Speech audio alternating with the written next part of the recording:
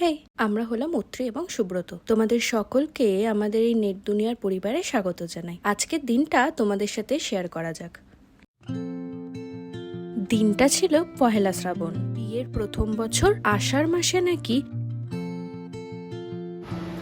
সেই কারণে গতকাল থেকে আমি এই বাড়ি ছিলাম। পুরো মাস তো থাকা আজকালকার দিনে পসিবল না, সেই কারণে মাসের শুরু আর শেষে এসেছিলাম। কোইন্সিডেন্টলি প্রায় 2-3 সপ্তাহ আগে এই দিনেই আমাদের ভেদিক ভিলেজ যাওয়ার একটা প্ল্যান হয়। আর এই যে পনিরটা, এটা আমি গতকাল রাতে বানিয়েছিলাম। আমরা প্ল্যান করি প্রত্যেকটা কাপল একটা করে ডিশ নিয়ে যাবে, আর পনির যেহেতু আমার স্পেশালিটি, সেই কারণে সেটা না করলেই নয়। বাই দ্য ওয়ে, এটা ছিল শাহী পনির। রেসিপিটা জানতে হলে অবশ্যই কমেন্ট করতে হবে। জলদি রেডি হয়ে রওনা দিলাম গাড়ির উদ্দেশ্যে। ওই যে পেছনে দেখতে পাচ্ছ যে এই গাড়িটা, এই দুটো গাড়ি মিলিয়ে আমরা টোটাল 4 কাপল মিলে ভেদিক ভিলেজ গেছিলাম। ইনি হলেন সুদেশনাদি আর ইনি হলেন পার্থদা। আমরা এদের গাড়িতে করেই গেছিলাম। কিছুটা পথ যেতে না যেতেই ওয়েদারটা হালকা করে খারাপ হতে শুরু করে। অ্যাজ ইউজুয়াল, আমরা তো যেখানেই যাব সেখানেই হবে বৃষ্টি। ভেদিক ভিলেজ ঢুকতে না ঢুকতেই শুরু হলো অঝরে বৃষ্টি। তার জন্য আমরা প্রত্যেকে আটকে গেলাম। বৃষ্টিটা মনে হয় আমাদের একটু বেশি ভালোবাসে। হানিমুনে গিয়েও একই অবস্থা, আর এখানে এসেও একই অবস্থা। শীত গ্রীষ্ম বর্ষা কোনো কিছুই মানে না।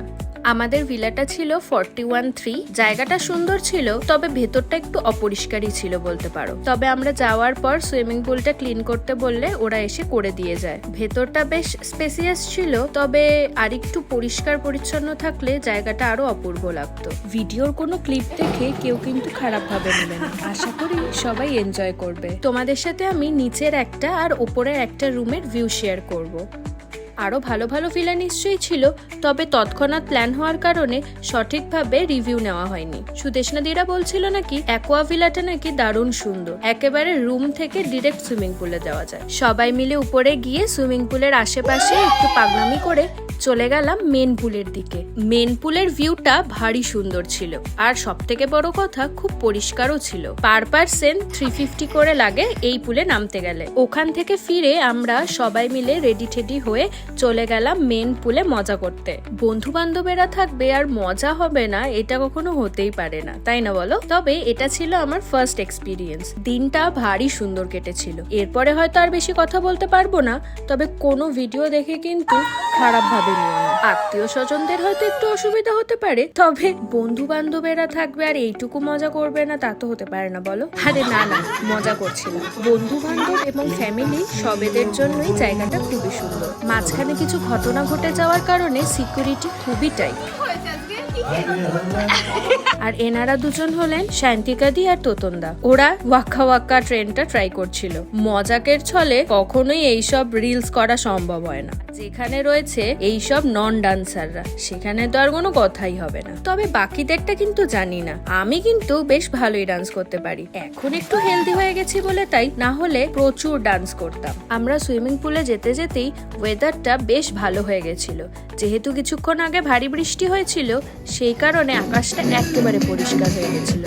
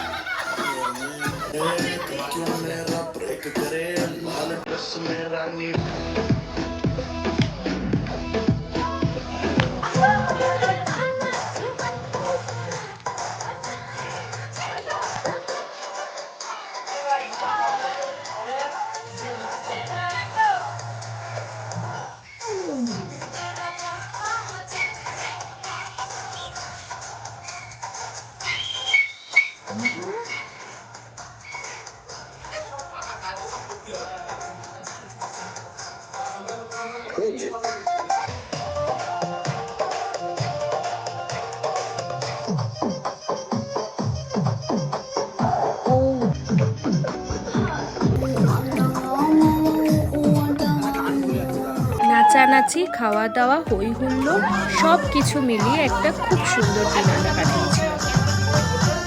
আমরা পুলে এসেছিলাম মোটামুটি 1:30-2টোর দিকে। তাই আনন্দ করতে করতে দুপুরের লাঞ্চটা যে করতে হবে তার কথা মাথা থেকে বেরিয়েই গেছিল। স্কুল থেকে এসে তাড়াতাড়ি করে ফ্রেশ হয়ে খেতে বসেছিলাম। দুজনকে অবশ্য দেখতে পাবে না, তারা এখন টেনে ঘুম দিচ্ছে। খেয়ে উঠতে উঠতে মোটামুটি 6:30 বেজে গেছিল। তাই আমরা কয়েকজন মিলে ভাবলাম একটু আশেপাশটা ঘুরে দেখি। হাঁটতে হাঁটতে পৌঁছে গেছিলাম ভিলেজের এই সুন্দর টেম্পলটার কাছে। সেখান থেকেই হাঁটতে হাঁটতে চলে যাই আমরা এই প্লেগ্রাউন্ডের দিকে।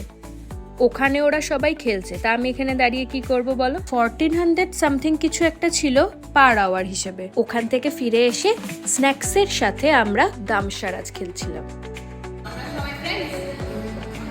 খেলা শেষ হতে না হতেই এনার পাগলামো আবার শুরু হয়ে যায়। যথারীতি শান্তিগাদি পুরো খোঁচে বোম হয়ে গেছিল। আর এইভাবেই আনন্দ মজার সাথে সাথে আমাদের দিনটাও শেষ হয়।